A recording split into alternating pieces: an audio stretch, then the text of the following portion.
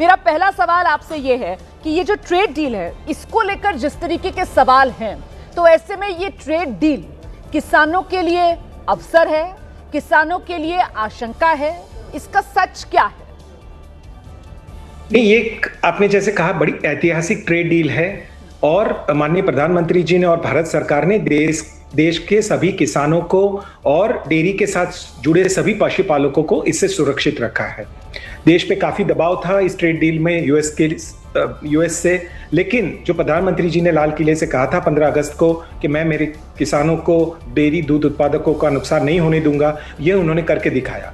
तो डेयरी उद्योग से जुड़े और देश के एग्रीकल्चर से जुड़े सभी के लिए ये एक बहुत ही इंपॉर्टेंट ट्रीटी इसीलिए है कि इससे हम सुरक्षित हो गए यूएस के सब्सिडाइज इंपोर्ट से। उनकी जो मंशा थी सस्ते रेट पे उनके प्रोडक्ट्स हमारे देश में डंप करें, वो अब नहीं होंगे, और साथ में हम सबके लिए एक अपॉर्चुनिटी हुई है नए मार्केट्स को एक्सेस करने की।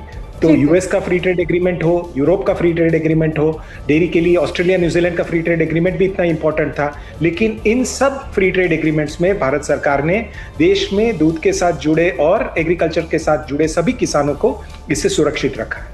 आपने बिल्कुल सही कहा सर। देखिए, जो कॉमर्स मिनिस्टर हैं पीयूष गोयल, उनकी तरफ से भी कहा गया कि साहब डेयरी को लेकर किसी भी शर्त पर कोई रियायत दी ही नहीं गई है, मतलब अमेरिका से हम कुछ भी इंपोर्ट नहीं करेंगे। मेरा अगला सवाल यह है सर आपसे कि बहुत ही आसान शब्दों में इस डील की 3 सबसे बड़ी ताकत जो आप मेरे दर्शक को बताएंगे।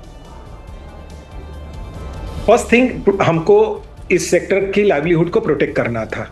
तो दूध के साथ 8 से 10 करोड़ परिवार देश में जुड़े हुए हैं और भारत विश्व का नंबर 1 दूध उत्पादक देश है।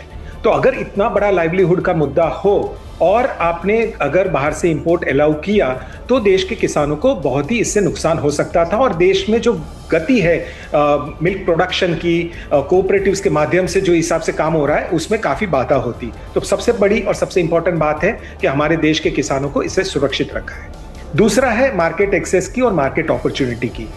आज भारत का विश्व में जो दूध उत्पादन का स्टेटस है वो 1/4 of the total milk in the world है। अगले 10 साल में विश्व का 1/3 दूध का उत्पादन भारत से होने वाला है।